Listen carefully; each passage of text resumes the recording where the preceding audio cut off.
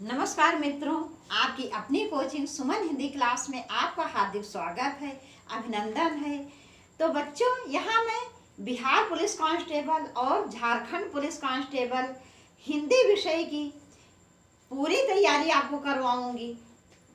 जो आपका pre exam में जो हिंदी आती है और मेंस में आती है, उस सभी के लिए सारे चैप्टर कराए जाएंगे, पढ़ाए जाएंगे और उससे संबंधित प्रश्न करवाए जाएंगे। ये मेरा वर्णमाला का तीसरा वीडियो है।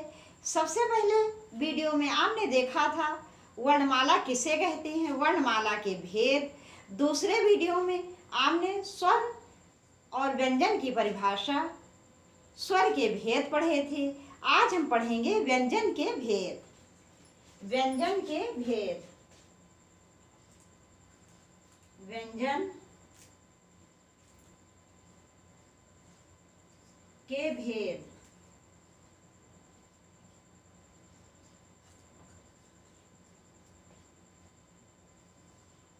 तो बच्चों, व्यंजन की परिभाषा मैंने बताई थी पिछले वीडियो में, लेकिन फिर भी मैं एक बार और बता देती हूँ। देखो, स्वर किसे कहते हैं? जो स्वतंत्र होते हैं, जिनका उच्चारण बिना किसी अन्य वर्ण की सहायता। अन्य वर्ण कौन है? व्यंजन है।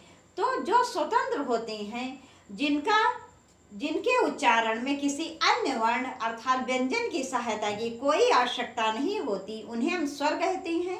और व्यंजन इसका ठीक उल्टा होता है। कोई भी व्यंजन वर्ण ऐसा बना ही नहीं है जो बिना स्वर की सहायता के बोला जा सके। मतलब व्यंजन जो है वो परतंत्र होते हैं, पराधीन होते हैं।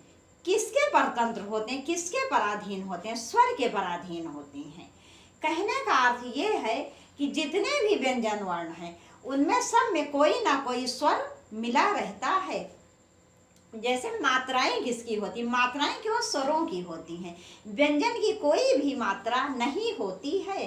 तो किसी व्यंजन में कहीं पर आ की मात्रा लगी होती है, कहीं ई की लगी होती है, कहीं ओ की लगी होती है, कहीं ए की लगी होती है। और जिस व्यंजन वर्ण में कोई भी मात्रा नहीं लगी होती है, तो उसमें आ का स्वर मिला रहता है। जो छोटा आ होता है वो उसमें मिला रहता है। ये मैं आपको पहले वीडियो में भी बता चुकी हूँ। तो व्यंजन वर्ण वह होते हैं जिनके उच्चारण में स्वर वर्ण मिले रहते हैं। बिना स्वर की सहायता के जिनका उच्चारण नहीं हो सकता है, उन्हें हम व्यंजन कहते हैं। अब हम देखते हैं व्यंजन के भेद। तो व्यंजन को 3 भागों में बांटा गया है, अर्थात व्यंजन के 3 भेद होते हैं। बहुत सी गाइड में व्यंजन के 4 भेद लिखे हैं। उन लोगों ने संयुक्त व्यंजन को भी इसमें शामिल कर लिया है, जबकि संयुक्त व्यंजन इसमें शामिल नहीं किया जाता है, उसको हम अलग से पढ़ते हैं। तो ये कहीं पर भी आपसे प्रश्न पूछा जाए कि व्यंजन के भेद कितने हैं, तो आप 3 ही लिखेंगे। ये 3 कौन कौन से हैं? ये 3 है। पहला है स्पर्श व्यंजन। पहला है स्पर्श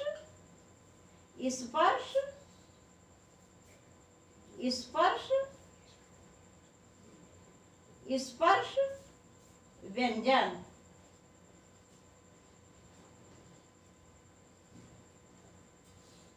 दूसरा है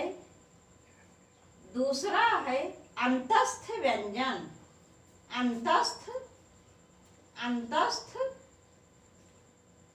दूसरा है अंतस्थ व्यंजन।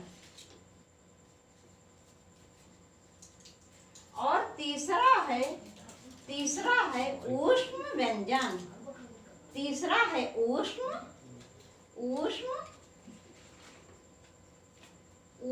व्यंजन।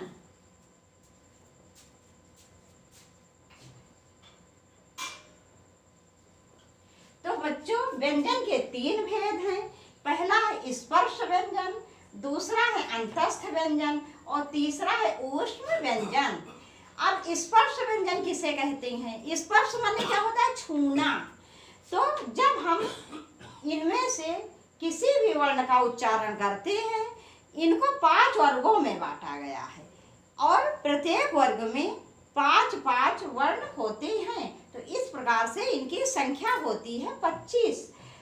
किसकी? स्पर्श व्यंजन की। और स्पर्श व्यंजन हम इन्हें इसलिए कहते हैं, स्पर्श माने क्या होता है? छूना।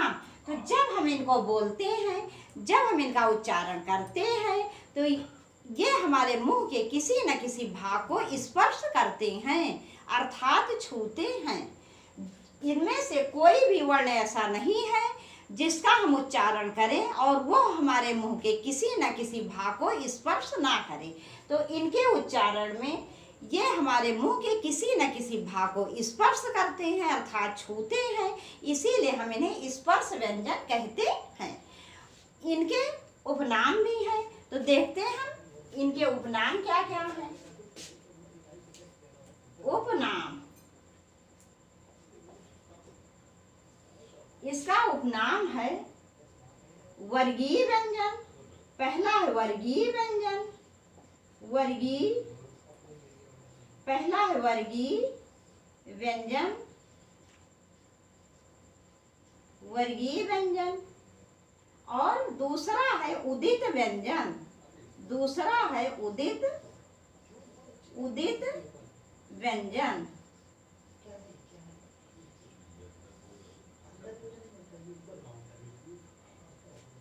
तो बच्चों, स्पर्श व्यंजन का उपनाम क्या है? वर्गीय व्यंजन और उदित व्यंजन। हम इन्हें वर्गीय व्यंजन क्यों कहते हैं? वर्गीय व्यंजन हम इन्हें इसलिए कहते हैं क्योंकि इनको 5 वर्गों में बांटा गया है, अर्थात 5 भागों में बांटा गया है। और प्रत्येक वर्ग में 5-5 वर्ण होते हैं, मतलब 5 वर्गों में बांटा गया है और प्रत्येक वर्ग में 5 वर्ण होते हैं। इस प्रकार से जब आप 5 को 5 से मल्टीप्लाई करोगे तो संख्या हो जाएगी 25। इस प्रकार से इनकी संख्या है 25। कितनी इनकी संख्या? इनकी संख्या है, इनकी संख्या है, इनकी संख्या है 25। इनकी संख्या है 25। तो स्पर्श व्यंजन के बारे में इतना मैंने बता दिया। अब इनका उच्चारण स्थान क्या है, किस प्रकार से हम इनको 5 भागों में बांटेंगे, 5 वर्गों में बांटेंगे, इसको हम अगली क्लास में देखेंगे। अब हम समझ लेते हैं अंतस्थ व्यंजन। ये अंतस्थ व्यंजन क्या है? तो ये अंतस्थ व्यंजन जो है ये भी आपकी परीक्षा में बहुत पूछे जाते हैं।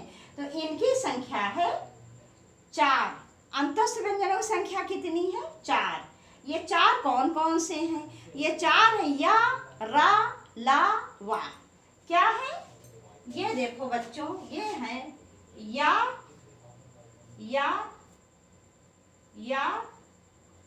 रा, ला और वा। तो ये जो अंतस्थ व्यंजन है, अंतस्थ व्यंजन, इनकी संख्या है 4। या, रा, ला, वा। फिर ये है, इसके बाद आता है ऊष्म व्यंजन। ऊष्म व्यंजन, इसका उपनाम है, इसका उपनाम है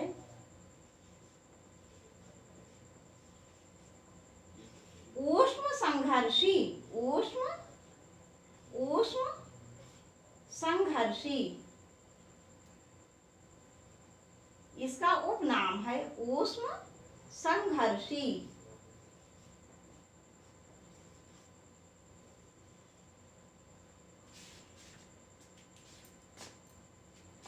इसको ऊष्म व्यंजन क्यों कहते हैं? ऊष्म माने क्या होता है? गर्म। तो जब हम इनको बोलते हैं, इनका उच्चारण करते हैं, इनको बोलने में इतना अधिक परिश्रम करना पड़ता है कि हमारी श्वास वायु जो है वो ऊष्म हो जाती है, गर्म हो जाती है। इसीलिए हम इन्हें ऊष्म व्यंजन कहते हैं और इनका नाम है, इनका उपनाम है ऊष्म संघर्षी। तो बच्चों, आप इसको नोट कर लीजिए या इसका स्क्रीनशॉट ले लीजिए। फिर हम इसके बारे में और भी कुछ बताते हैं। किसके बारे में? अंतस्थ व्यंजन के बारे में और ऊष्म व्यंजन के बारे में। जैसा अंतस्थ व्यंजन को आपने देख लिया, इनकी संख्या है 4, या, रा, ला, वा। और ऊष्म व्यंजन वह होते हैं जिनको बोलने में हमारी सांस गर्म हो जाती है, ऊष्म हो जाती है। हम देखेंगे ऊष्म व्यंजनों की संख्या, ऊष्म व्यंजनों की संख्या। तो यहाँ पर मैं इसको मिटा दे रही हूँ, फिर हम देखते हैं ऊष्म व्यंजनों की संख्या।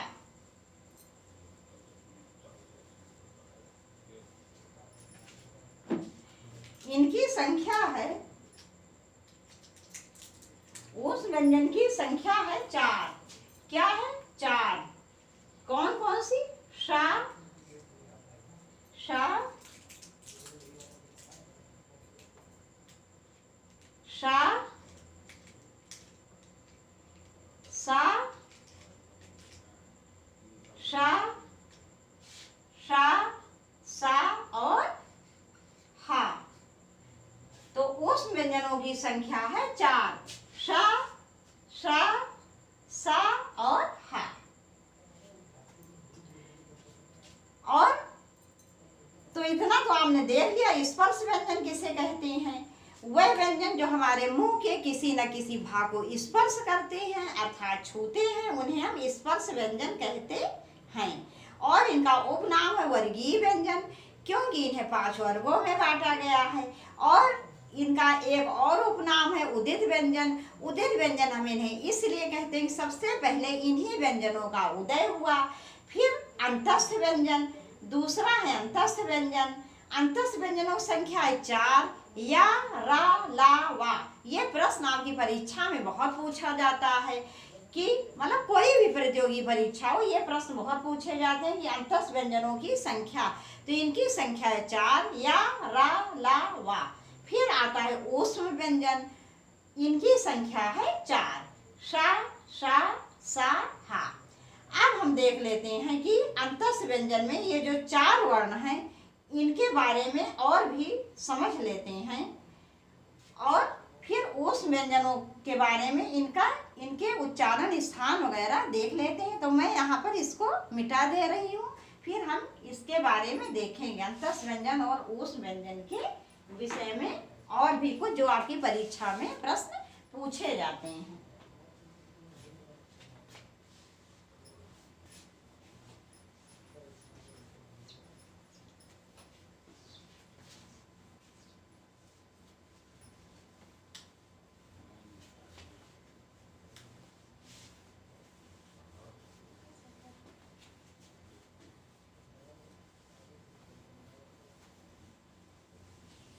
बच्चों अभी आपने देखा कि अंतस्थ व्यंजनों की संख्या कितनी है? 4। अब हम देख लेते हैं कि ये अंतस्थ व्यंजन में ये जो या और वा वर्ण होते हैं, इन्हें हम कहते हैं अर्ध स्वर। अर्ध स्वर,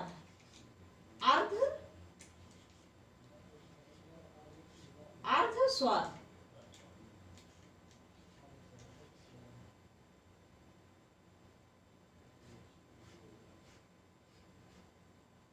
स्वर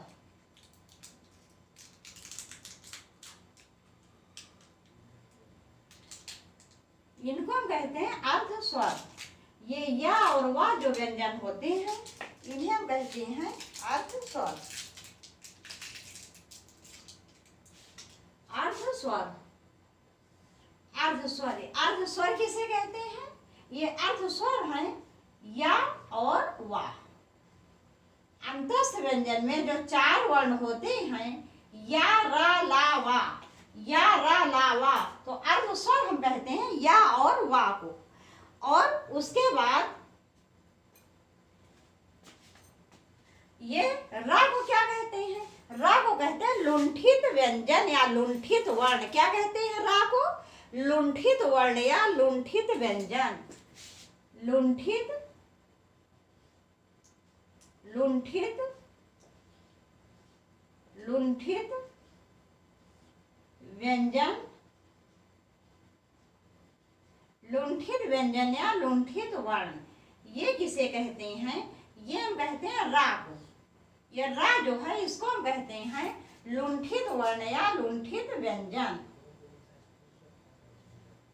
इसको हम कहते हैं लुंठित वर्ण या लुंठित व्यंजन। किसको? रा को।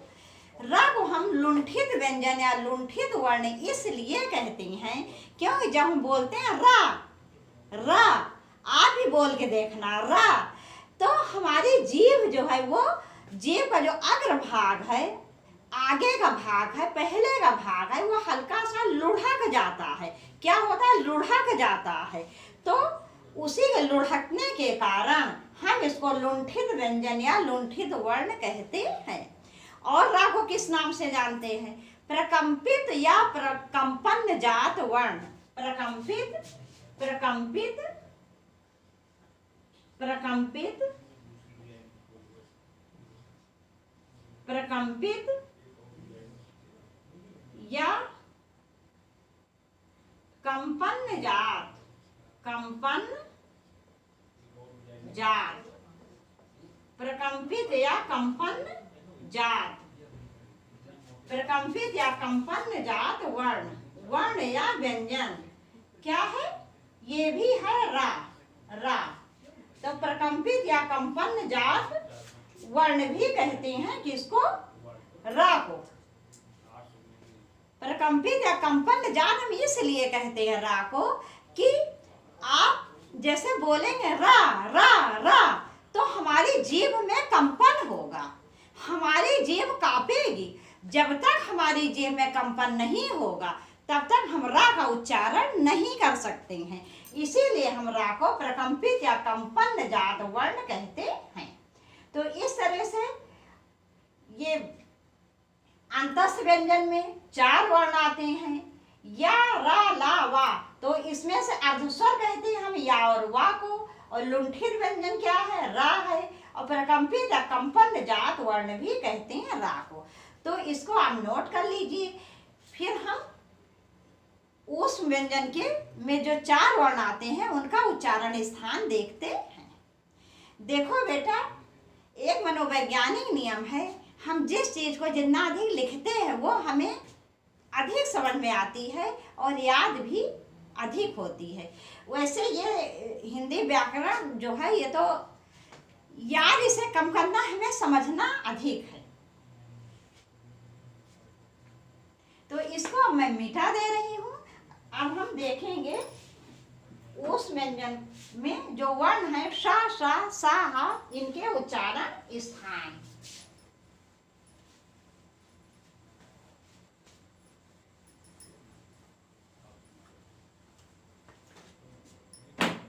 ऊष्म व्यंजन,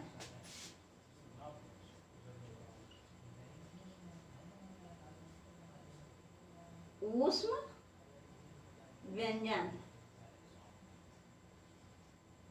ये ऊष्म व्यंजन जो है इसके उच्चारण स्थान, सॉरी, इनके जो शब्द हैं, शब्द नहीं वर्ण। बेटा मैंने शब्द बोल दिया है, ये शब्द नहीं है, वर्ण है। शब्द क्या होते हैं? शब्द हम आगे पढ़ेंगे, जब वर्णमाला ये समाप्त हो जाएगी। शब्द 2 या 2 से अधिक वर्णों के मेल से बनते हैं। ठीक, तो उस व्यंजन में कौन कौन से वर्ण आते हैं? श, श, सा, हा। तो ये श का उच्चारण स्थान क्या है? इसका उच्चारण स्थान है ताल, इसका उच्चारण स्थान है ताल। तो इसका उच्चारण स्थान है ताल, तो इसे ताल या तालव्य, ताल या तालव्य। ताल क्या होता है? जो हमारे जीभ से सटा हुआ भाग होता है उसे हम ताल कहते हैं। ये श का उच्चारण स्थान क्या है? ये कौन सा? ये इसका उच्चारण स्थान है मूर्धा। ये जो षटकोण वाला श है, इसका पेट देखो फटा हुआ है बीच से। ठीक, इसका पेट फटा है, तो इसका उच्चारण स्थान होता है मूर्धा। जो ताल से ऊपर वाला भाग होता है उसे हम कहते हैं मूर्धा। तो इसका उच्चारण स्थान है मूर्धा, इसका उच्चारण स्थान है मूर्धा। अब ये सा देखो, छोटा सा, मेरा नाम जो है सुमन है, तो देखो मेरे नाम वाला सा ये है, छोटा सा। इसका उच्चारण स्थान क्या है? इसका उच्चारण स्थान है दंत या दांत, दंत या, दंत या दांत। फिर उसके बाद है ये हा, हा का उच्चारण स्थान क्या है? कंठ, उच्चारण स्थान है कंठ। कंठ। जब भी आप बोलोगे हा हा तो यहाँ कंठ से, गले से आवाज आती है, इसलिए इसका उच्चारण स्थान है कंठ। तो बच्चों, आज आपने व्यंजन के भेद पढ़े, स्पर्श व्यंजन, अंतस्थ व्यंजन, ऊष्म व्यंजन। और स्पर्श व्यंजन में जो है, जैसे मैंने बताया 25 वर्ण होती हैं, तो इसको हम, और अंतस्थ व्यंजन, ऊष्म व्यंजन के बारे में जितने वर्ण होते हैं सब के बारे में आपने पढ़ लिया। स्पर्श व्यंजन जो है, इसका वर्गीकरण कैसे करते हैं और इनका उच्चारण स्थान क्या है, इसको हम अगले वीडियो में पढ़ेंगे। और मेरे प्यारे बच्चों, आप लोग जो है वो वीडियो को लाइक करिए, ज़्यादा ज़्यादा शेयर करिए, जिससे कि आपके मित्रों तक पहुंच सके, उनको इसका लाभ मिल सके। और यदि आपने चैनल सब्सक्राइब ना किया हो तो प्लीज़ सब्सक्राइब करना मत भूलिए।